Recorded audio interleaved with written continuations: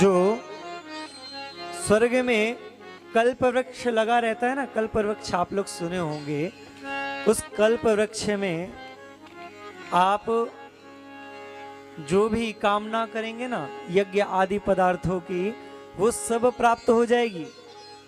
चिंतामणि चिंतित में दत्ते, इस चिंतामणि के वृक्ष के नीचे जो आप चिंतन करेंगे वो भी प्राप्त हो जाएगा।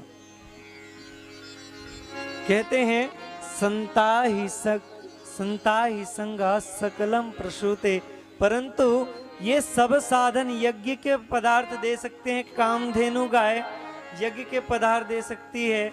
चिंतामणि से संसार के समस्त साधनों का हम चिंतन करके हम प्राप्त कर सकते हैं, परंतु ये तीनों चीज सत्संग को प्राप्त नहीं करवा सकते। इसलिए कहते हैं संता ही संगा सकलम प्रसूते, सत्संग करना अत्यंत दुर्लभ है। ये भागवत रूपी अमृत जो है वो आया कहां से? महाराज एक चीज बड़ी विशेष बता दूं आपको, ये भागवत जो है ये कोई ग्रंथ नहीं, ये कोई पुस्तक नहीं, ये कोई पुराण नहीं, ये प्रत्यक्ष में बाल कृष्ण लाल के प्रति मूर्ति भगवान श्री कृष्ण स्वयं यही है। हमारी भागवत में कहते हैं, लिखा हुआ है, तेनेयं वाङ्मयी मूर्ति प्रत्यक्षा वर्तते हरि। ये जो भागवत है ना, ये भगवान श्री कृष्ण ही है। कहते हैं जब भगवान 125 वर्ष में जब स्वाधाम गमन कर रहे थे तो उनके चरणों से दिव्य ज्योति निकली और श्रीमद् भागवत महापुराण में प्रवेश कर गई। इसलिए श्रीमद् भागवत महापुराण उस दिन से कोई ग्रंथ नहीं, कोई पुराण नहीं, ये प्रत्यक्ष में बाल कृष्ण लाल की प्रतिमूर्ति भगवान श्री कृष्ण स्वयं यही है। बोलिए भागवत महापुराण की जय हो।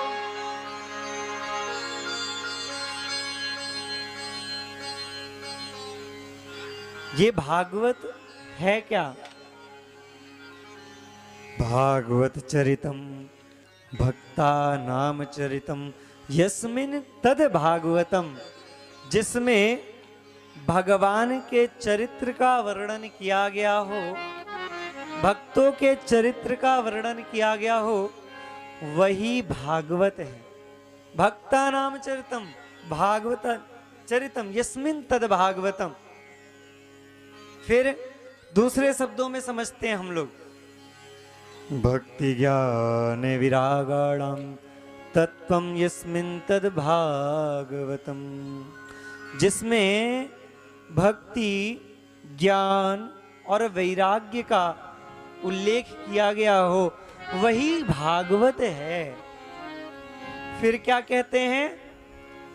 तीसरे शब्दों में समझाते हैं, कीर्तिवाचको शब्दा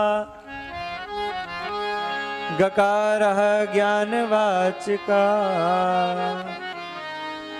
थकारा वैराग्यदश्चैव थकारा संसते तारकः। भागवत में 4 शब्द हैं। कौन कौन से? भागवत। भागवत शब्द के एक एक शब्द का एक एक बहुत विशेष महत्व है। कैसे महत्व है? भा का मतलब होता है भक्ति। जब हम लोग भागवत श्रवण करवाते हैं तो सर्वप्रथम हृदय में भक्ति प्रवेश करती है। जब भक्ति प्रवेश करती है महाराज, तब ज्ञान जागृत होता है।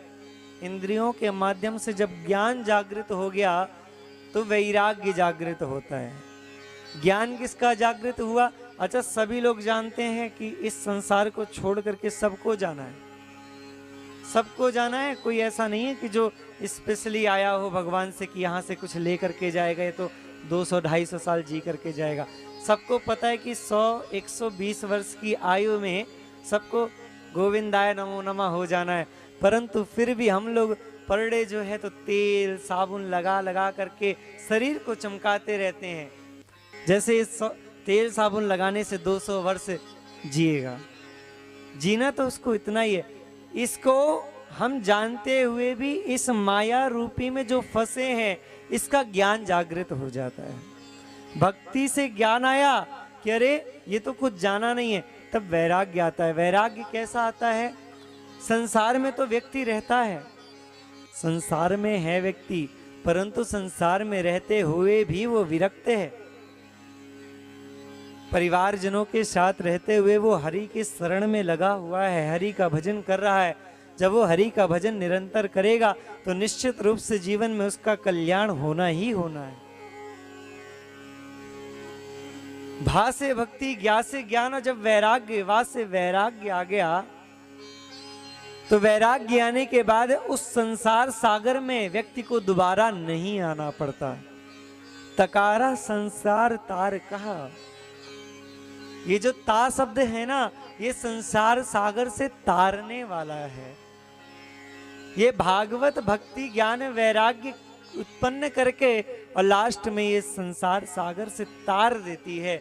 इसलिए भागवत सुनने का महत्व इतना ज्यादा है कि लोग 7 दिन तक समय निकाल करके आते हैं और भागवत श्रवण करते हैं, क्योंकि संसार में ऐसा कोई वस्तु, ऐसी कोई चीज बनी ही नहीं है जो इस संसार सागर से तार सके। केवल श्रीमद् भागवत कथा और भगवत चर्चा के अलावा कोई ऐसी वस्तु है ही नहीं।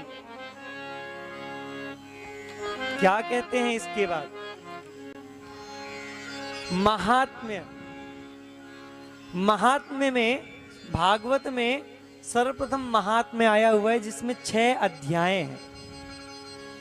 6 अध्यायों में भक्ति, ज्ञान, वैराग्य का वर्णन करके धुंधकारी चरित्र का तापत्रय विनाशाय, तापत्रय विनाशाय श्री कृष्णाय वयं नमः, श्री कृष्णाय वयं नमः। देखिए यहाँ पास सत घन चित घन आनंद बराबर सच्चिदानंद। प्रथम श्लोक में ही किसका आ रहा है? क्या बोल रहे हैं सुखदेव जी?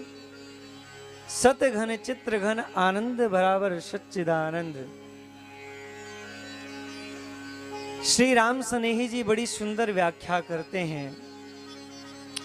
सत कहिए जो विन शय नाही, सत कहिए जो विन शय नाही, चित चैतन्य सकल घट माही, चित